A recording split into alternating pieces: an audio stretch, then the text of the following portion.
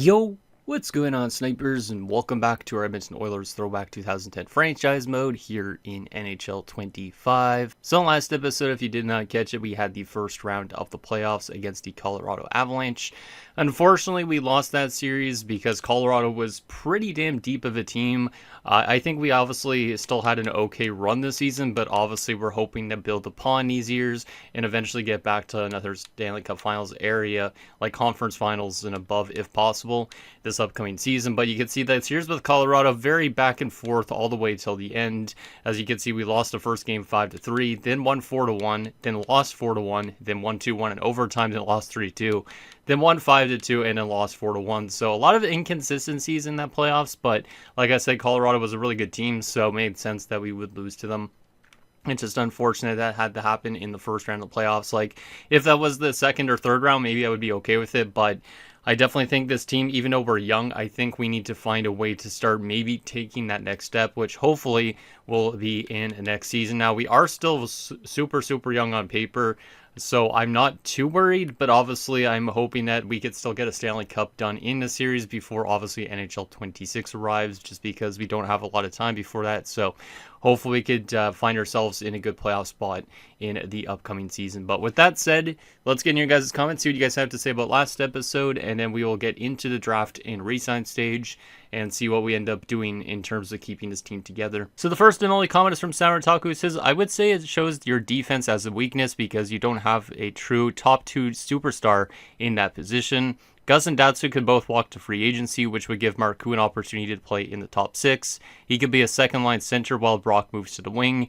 You have enough young talent in the AHL that's ready to make the jump to where bringing back RFAs like Val won't be necessary. So a little bit of a loaded comment. So yeah, basically, yeah, that does make sense what you were saying with the defensive core, why it's still listed as a weakness, because we don't really have a legit top 2.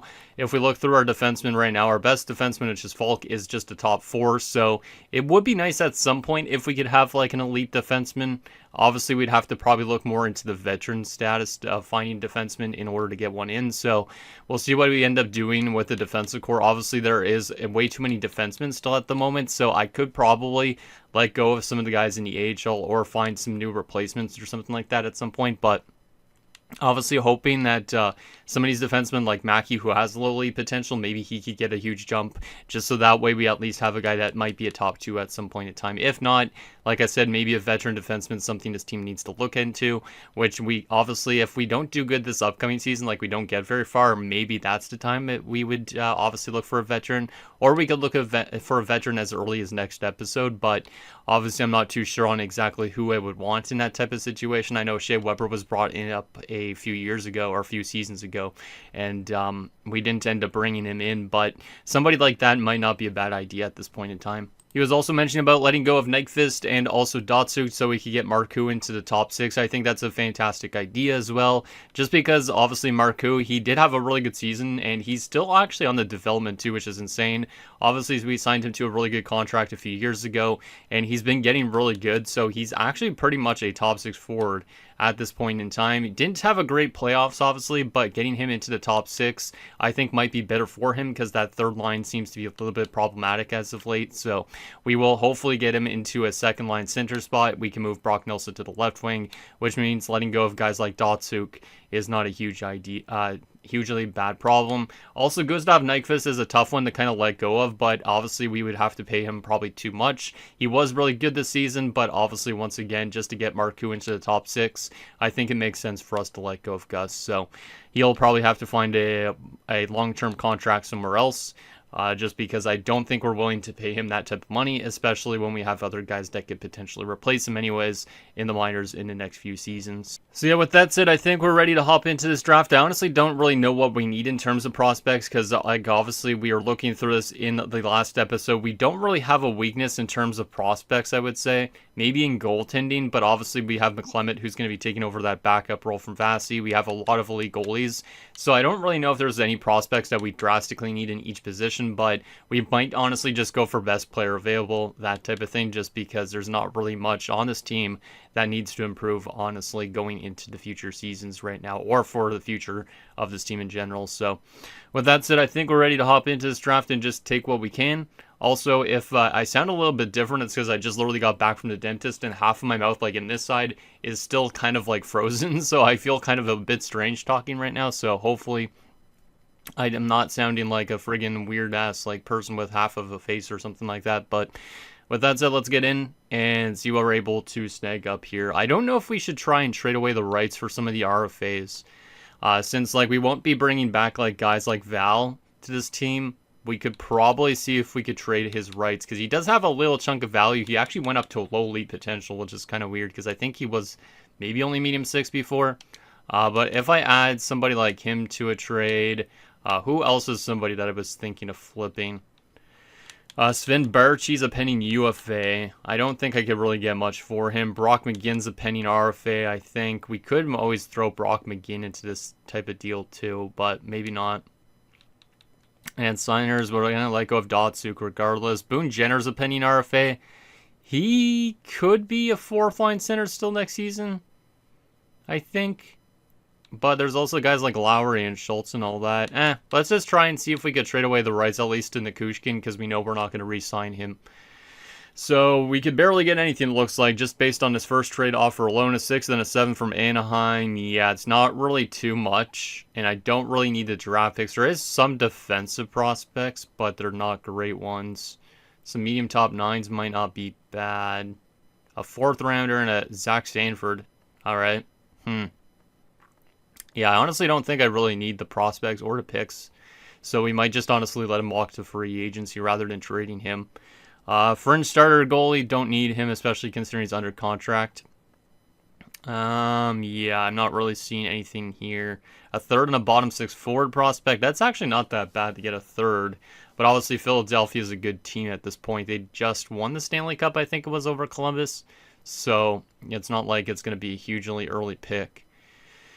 Joe Thornton's rights. No, thank you. I don't. Joe Thornton's signing rights is kind of interesting because we could always use a 3rd-line center if we wanted Joe Thornton as a 3rd-line center, but I don't think it's something I want, to be honest. Let's see, how good is Joe Thornton at this point? It would just be his signing rights alone. 85 overall at 38. He's probably going to drop down to a 3rd-line center. I don't think he's what I need, but that would have been kind of neat. He also could be in free agency and we could sign him for less money and all that stuff. So I think I'm just going to let Val walk instead of dealing him. I don't think any of those deals are worth it. Because those prospects, we don't need prospects really, and in picks and stuff like that, we don't really need either. So anyways, let's get into this 2018 draft. Let's see this year's top 5. Obviously, this is a generated draft class, but we could obviously say that this first overall pick is apparently like what Rasmus Dahlin would be. I guess technically the best forward that went in the Dahlin draft was... Who was it in actually? Oh, no, it was Svechnikov technically, right? I think it was Dahlin, Svechnikov, like Kotkaniemi, Brady Tkachuk. Those guys. Was it that year? I can't remember, to be honest. But anyways, Lucic goes first overall to the Minnesota Wild, so that's a nice pickup for them. A franchise sniper. Love to see it. All right, so there is Holden Lucic. Montreal at number 2. What are they going to select? A guy named Mackey, 83 overall, right-wing playmaker, so another solid player with really good passing stats and a lot of abilities. Yeah, pretty good. Pretty good. That means Florida at 3 selects the first defenseman of the draft class, Kyle Dunham, who's a DFD. Looks pretty good. No X factors, though. The LA Kings at 4 select Tarasov, who's an 81 overall. Kind of surprised that the LA Kings now have a top 5 selection this year, because obviously they've been a really good team in franchise mode so far, but they fell off quite a bit since Kopitar has left, I guess, this season. And Boston at 5 is going to select Lundin, who is another defenseman, 78 overall. And he does have an X factor, but he's only medium 4, which is kind of interesting. So that's this year's top 5. Let's simulate to our pick at 20th. Like I said, I honestly don't know what we're going to do with some of our selections, but we're just going to do what we can here. And we're probably just going to go for best available pretty much. Like, we don't know technically how good these guys are, I don't think. Puka's probably like a guaranteed 65 at least. We don't know anything about this Italian dude in Ted Lotz. Welsh? Probably 65 as well, maybe around. Javon Chan, which I was hoping he would be like Jackie Chan or something, but 2 years out That's not bad, but not guaranteed to be a medium 6. There's also Gilbert de Rossier, probably 65 around. Whitney, who we pinned, probably 65. Noel Saunders, probably a little bit lower, like a 63. Lyon, I think I pinned him, right? Oh yeah, he's the NHL ready defenseman. The funny thing is, we don't really need defensemen that bad whatsoever, because obviously there's a bit of a logjam on defense already.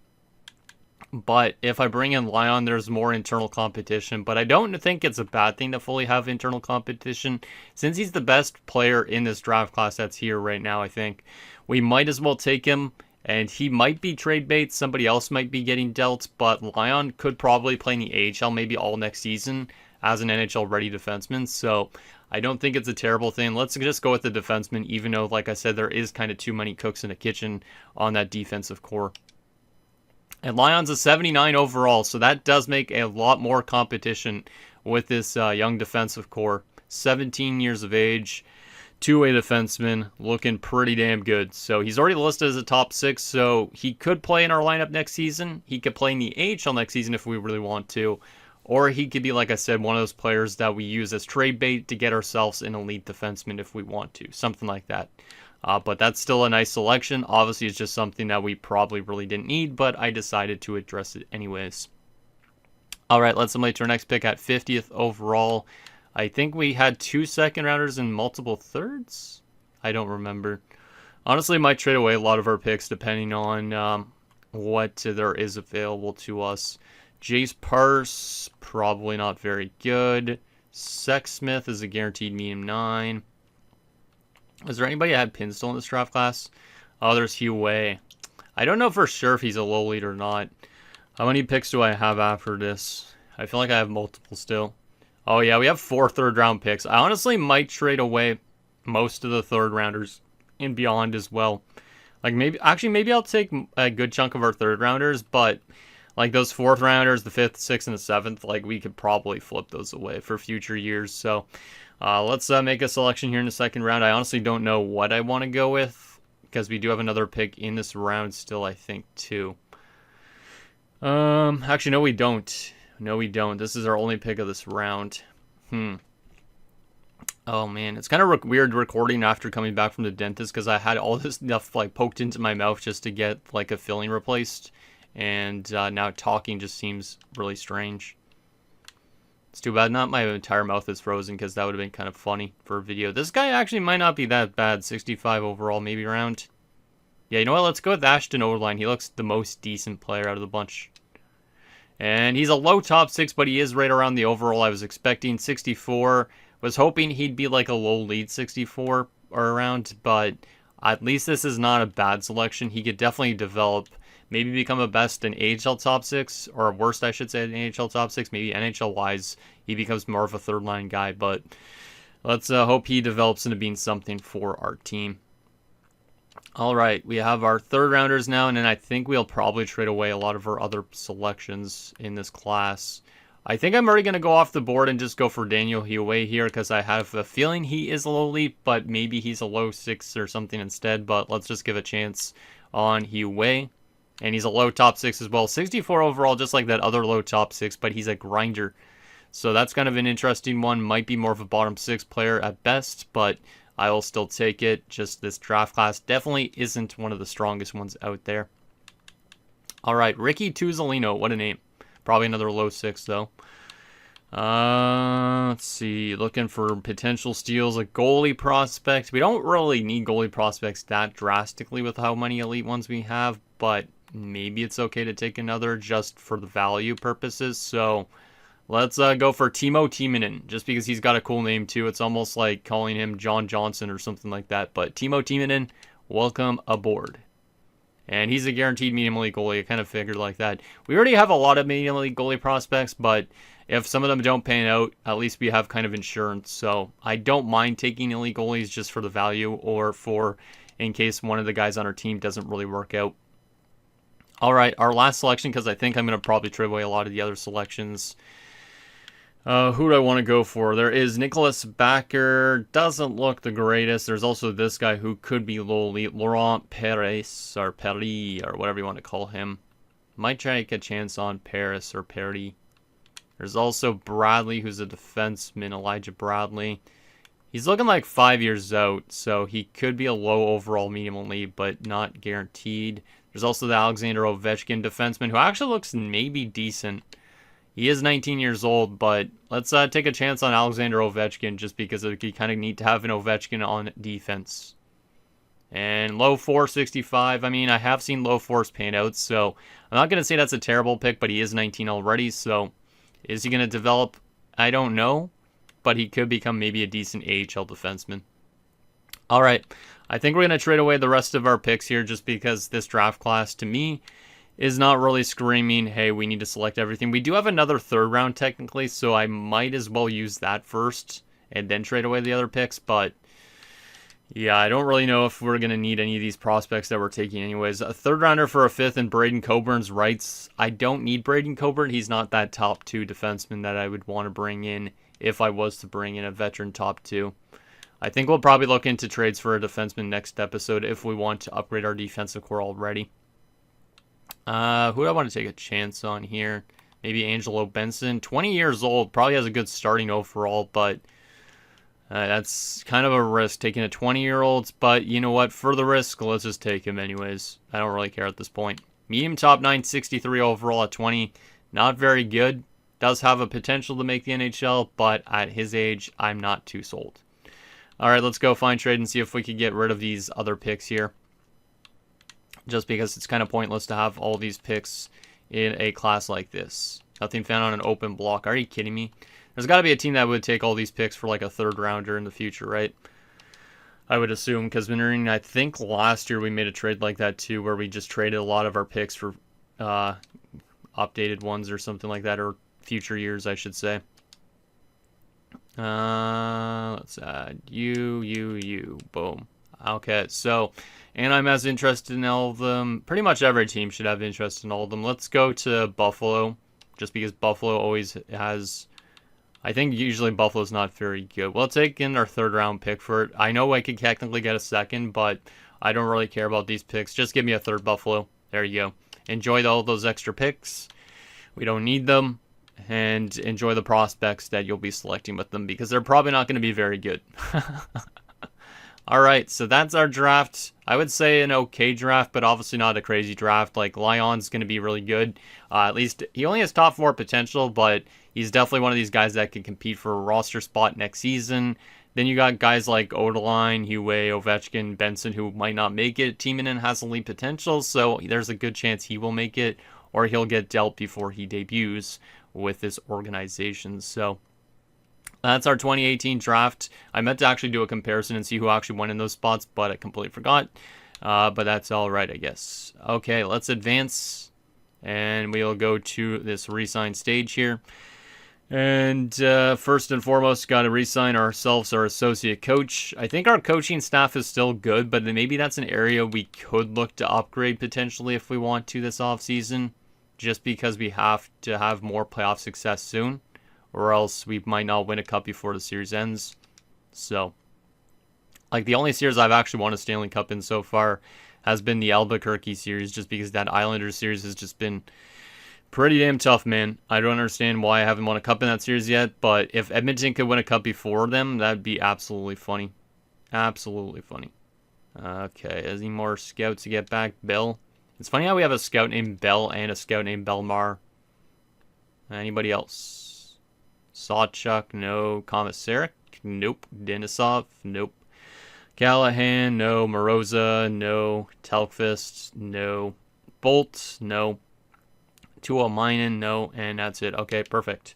So scouts are dealt with. Coaches are dealt with. Let's get into re-signing. How much money do we got? 27.65. Which is not really a ton of money.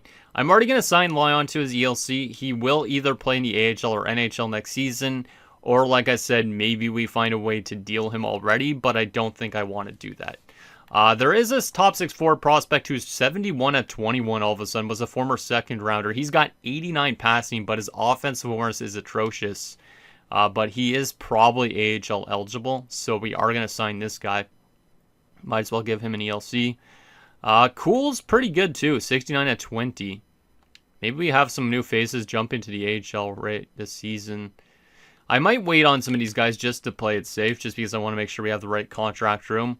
Let's go to this RFAs here. We are going to be letting go of Val. I know it's kind of a weird one considering he's got low elite potential now, 81 at 23, but I just don't see a spot where he really makes sense for our roster anymore. So we're not even going to qualify him because I just don't think it's worth even qualifying him. Like, I don't think there's going to be a team that goes after him and pays him enough for like first round compensation or something. So I'm just going to flat out let him go to free agency.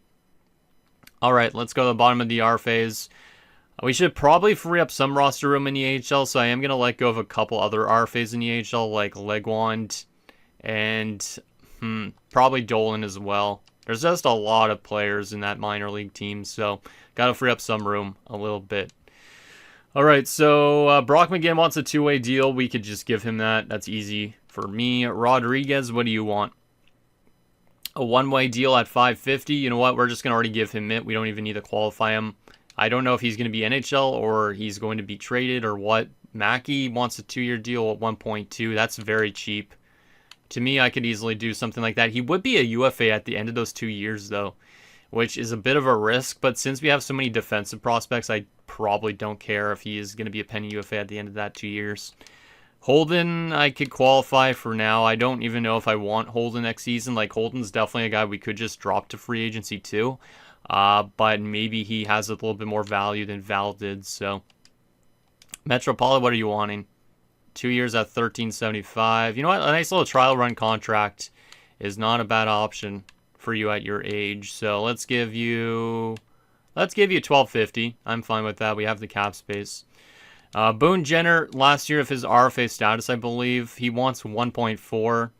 I might as well kind of give him close to what he wants as well. Like, he's going to likely be playing fourth line for us or get dealt, so we'll just do that. And then Lotti is a big player who's getting a lot more growth. He only wants 1.9 for 1 year, but doesn't have a lot of organizational interest. I'll give him what he wants and see if he'll accept it, but there's no guarantees. Also, I just realized Lotti wears number 97 for us. So I know Connor McDavid technically isn't in this universe, but do we want Lotti to wear a different number just because of McDavid, or should we just pretend that like Joachim Lotti is somehow Connor McDavid on this team, even though he doesn't simulate like one? No RFA goalies. UFA goalies, though, we are going to have to say goodbye to Ruskovich, who we brought in from Philadelphia a couple of years ago. He's a pretty solid goalie at times. Like, his first season with us, he was really good. Last 2 seasons, kind of not great. Always has been maybe the better of the two in the playoffs. Actually, maybe not. No, Vasi's usually been the better of the two, but a couple of years ago, Ruskovich was really good in the playoffs.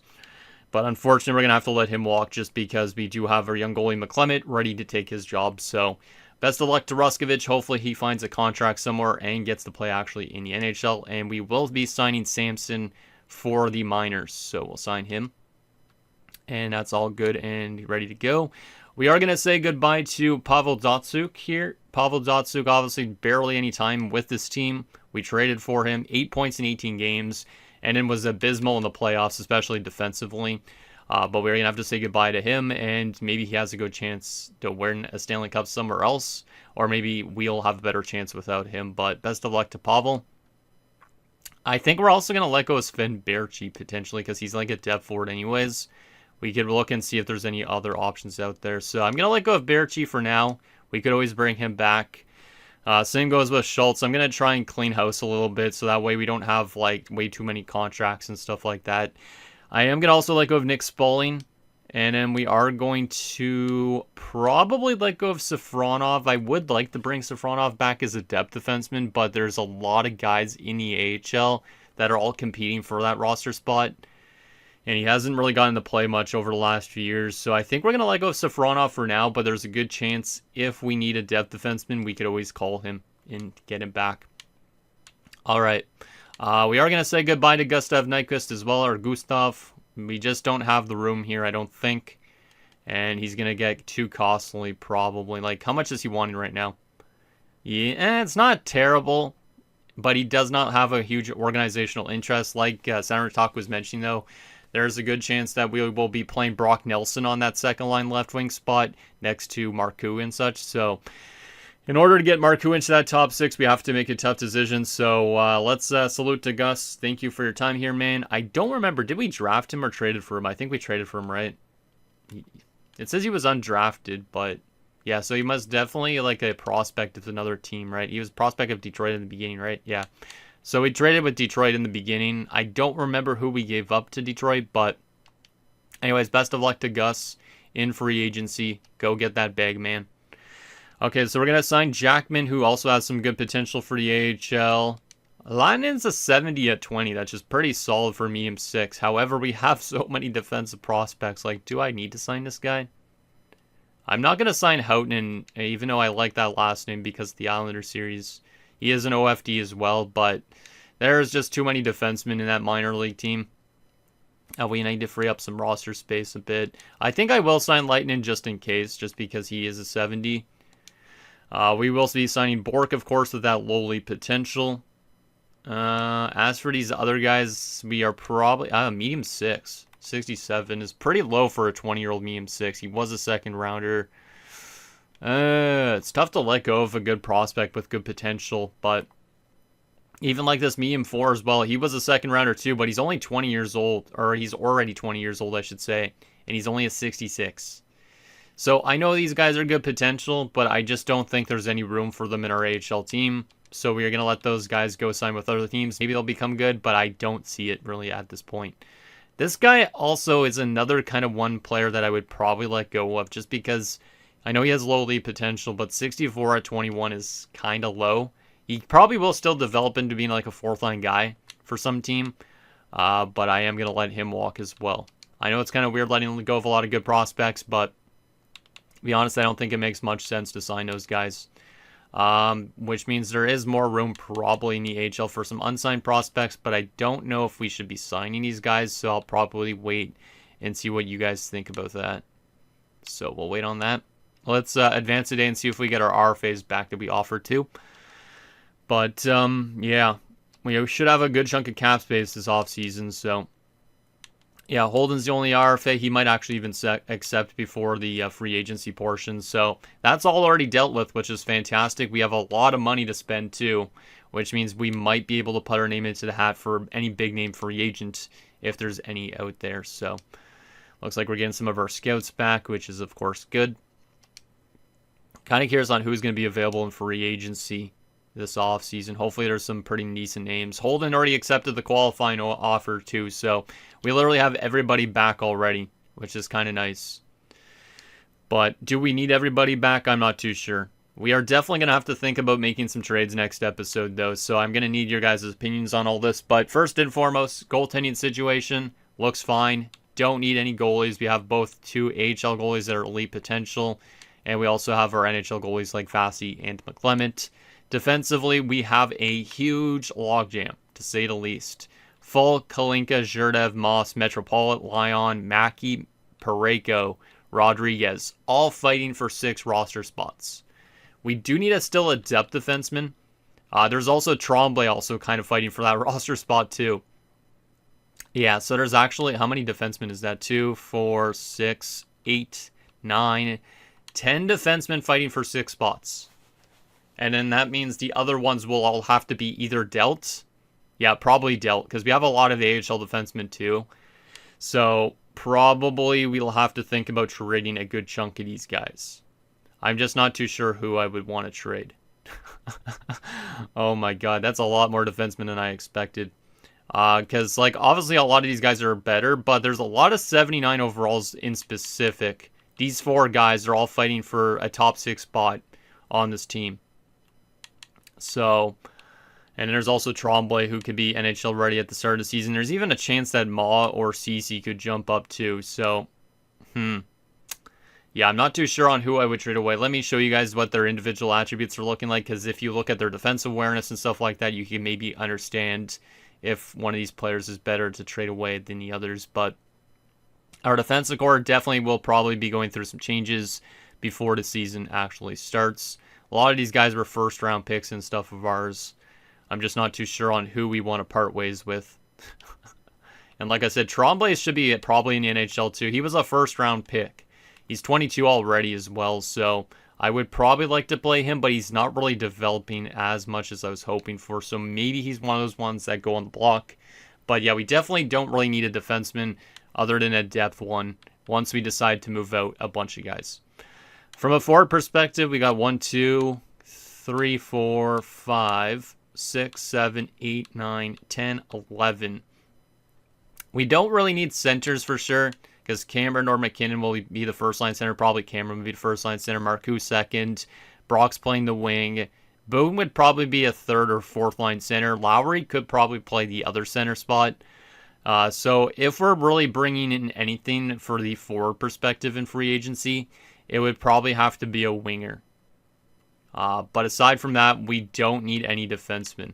Also, we do have 2 of our right wingers pending UFAs at the end of the year, so we probably want to think already about maybe giving somebody like Fada an extension just because he was really good this last season. So, yeah, I don't think we really need a whole lot in free agency unless we decide to make big moves this offseason. So with that said, let's take a look at the free agent pool, and then we'll take a look at the trading block and see if there's anything potentially that we could do in the next episode. So first and foremost, for goalies, the big name goalies in free agency in 2018, Semyon Varlamov is the number 1 goalie in free agency, followed by Henrik Lundqvist, Ilya Brzgalov, Pekka Rinne. Damn, some decent names. We don't need goalies though whatsoever, but still thought I would show you guys this anyways. Hey, Tuomo Mine is back in free agency again. Shout out to him. Did he play in the NHL last year? No, he didn't. Damn, the year he won the Stanley Cup with the Kings, the year afterwards, they sent him down to Manchester. And he looks like he was pretty good in the AHL again, but he's not getting much of a chance, unfortunately, for him. Obviously, we just dropped Ruskovich to free agency. All right. In terms of defensemen, right D-man, the best right defenseman, Mike Green, is a free agent. Only wants 4 years, but 11.65 is kind of a high cap hit. Now, the player that's kind of interesting is Peverly, who we were looking at trading for last episode. He was dealt to Montreal. Did not even make the playoffs with them, but he is a young defenseman. I don't know if he'd be like considered that top 2 defenseman we'd want, but he is a UFA. Like I said, if we want to upgrade our defensive core, we can, but we'd have to move out an extra body. Or we just get rid of all the guys that are basically contending for one roster spot instead for one guy. I'm not too sure. But looks like there is some decent defensemen this year. From a left wing perspective, there is Mark Giordano, 85 overall. He's probably just a top 4, yeah. Coburn's up there too. Jalmerson, OEL. Yeah, there's definitely some decent like top 4 defensemen this year, for sure. But yeah, the best defenseman that we could potentially go after if we really wanted to would be Mike Green, but he doesn't have a ton of organizational interest, and he's also quite expensive. Has had some injury concerns also the last few years, as we noted, I think, recently. So I'm not too sure if I'd really want to bring him in, but he is a top 2 actual defenseman. From a not defenseman standpoint, right wing standpoint, Vlad Tarasenko's already headed to free agency. That's a pretty big one. Obviously, he was just on Colorado there. He just haven't been given a lot of ice time. He just won a Stanley Cup, or not didn't win a Stanley Cup. He got decently far in the playoffs, like conference finals, but that's a pretty decent player for a young forward. So 26 and 87 overall. There's also Lupul, Setaguchi, Peter Mueller. Yeah, decent names in free agency all around. Val, obviously, we just dropped off. I mean, we could bring back Val if we really want to, but it's not guaranteed. I think there's a lot of guys in the AHL that could always come up as well, so we might not need to really sign anything. Left wing standpoint, Andre Palat at 26. There's also Gus Nyquist, who we just dropped. Who's interested in him out of curiosity? The Vancouver Canucks, so he might end up going to a rival. Interesting. Lucic is in free agency. He only wants 1 year. That'd be kind of funny to bring Lucic to Edmonton. Danny Heatley as well as a free agent. Yeah, some decent names. Bring back Rafi Torres to Edmonton. Why not? Zach Hyman to Edmonton. Why not? We had 2 centers. The best is Jason Spezza, 87 at 35. Damn. Spezza has left the Sens, huh? Wonder if he will sign with the Dallas Stars. Berglund there, Desharnais, Pavel Datsyuk, of course. Yeah, there's some decent names, but obviously, like I said, I don't really know if we need that much unless we really want to upgrade things and kind of make a big push this year. Also, shout out to Henrik Zetterberg for heading to free agency at 37 years old. Any crazy players with good potential? Not really. There's a medium 6 that we just dropped, of course. Hey, this guy. We drafted this dude, right? Yeah, we did. Roman Rosa. I remember him. He spent 3 years playing for the Worcester Sharks in San Jose. Actually had a pretty good year last year, but he's already headed to free agents. He's listed now as a depth forward, so, I mean, if we wanted depth forward, maybe we could bring Rosa back. From a right wing perspective for potential, just guys that we don't really need. Defenseman with potential, there's just Peverly and this Lowly that's only a 55 at 20. And then from a goalie perspective, there's some meme starters. All right. Any big RFAs this offseason? For goalies, it's Ullmark and Semyonov. Ullmark's obviously a really big one because he's been really good. Yeah, I don't know why it shows him with us, but he's been really good with Tampa in this franchise mode so far. Hasn't won a Stanley Cup yet, but he's been good. From a defensive standpoint, for RFAs, there's Brady Shea, Miettinen, and Brett Kulak. Right wing perspective, Stefan Nason. Left wing side, Swiss legend Jimmy Vesey, because he's literally off to the Swiss League as of a few days ago. Centers, there's JT Miller, Vinny Trocheck, Adam Lowry, some guy named St. Jacques, and some guy named Nicholson. So I don't really know if there's much in free agency I'd look into.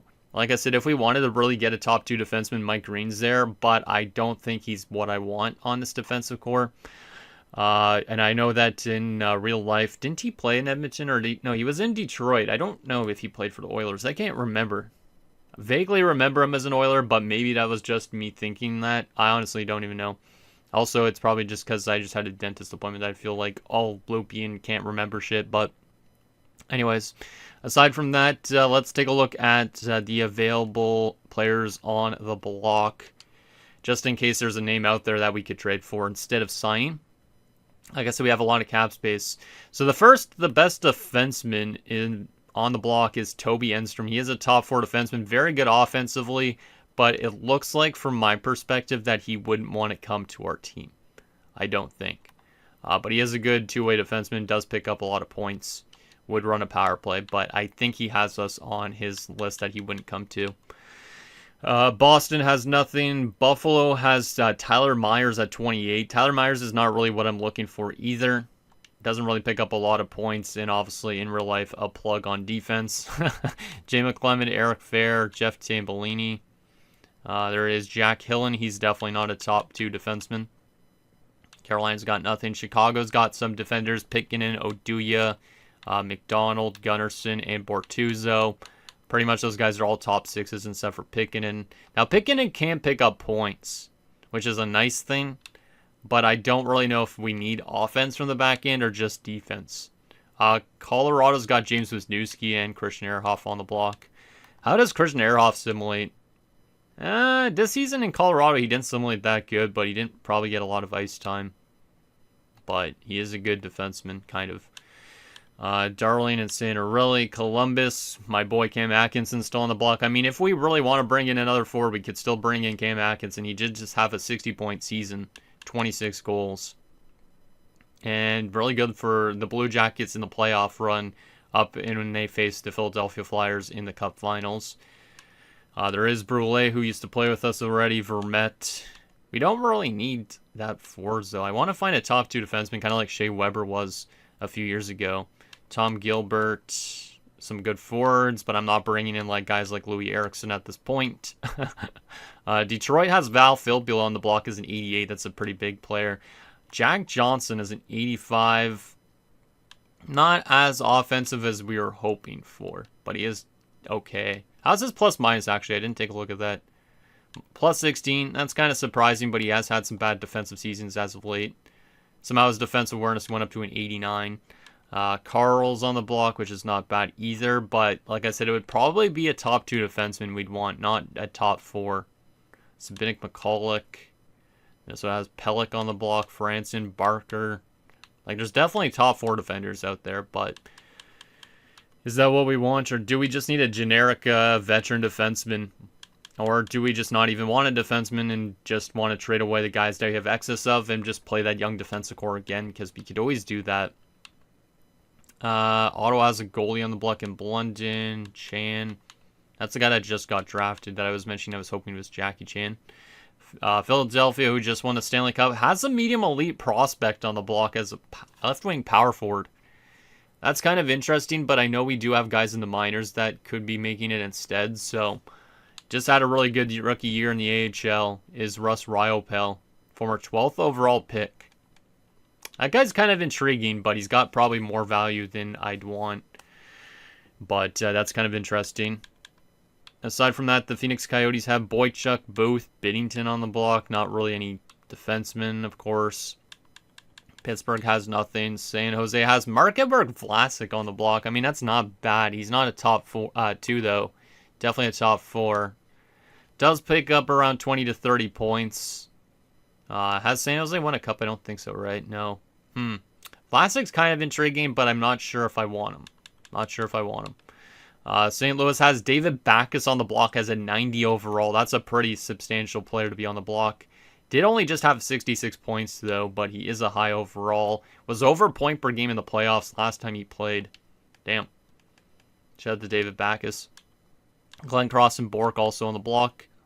Tampa has Tyler Kennedy. Linus Ullmark got thrown on the block as an RFA. They must not have the cap space to re-sign him, which is kind of crazy because he's been really good for them so far.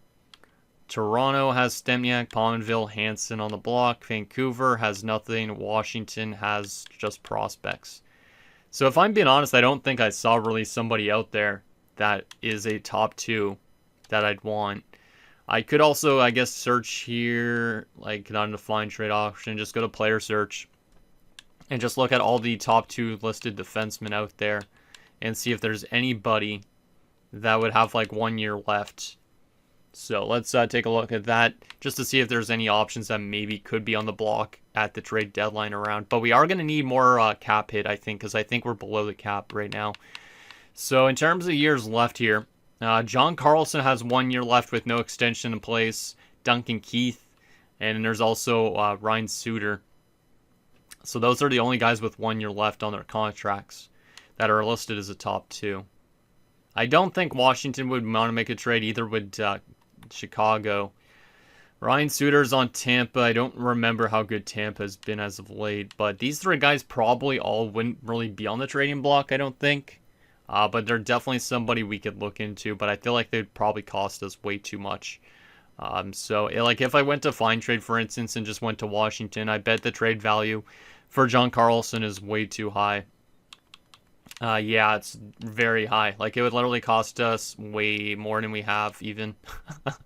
So, I honestly don't even know if we'll probably bring in a top 2 defenseman. I honestly think the play is probably to run almost what we have, in a sense, but we do have to get rid of some players on that defensive core, or else we're going to have players not playing in the right spots. Like, I think it comes down to, because like I said, we have like 6 guys competing for 1 roster spot.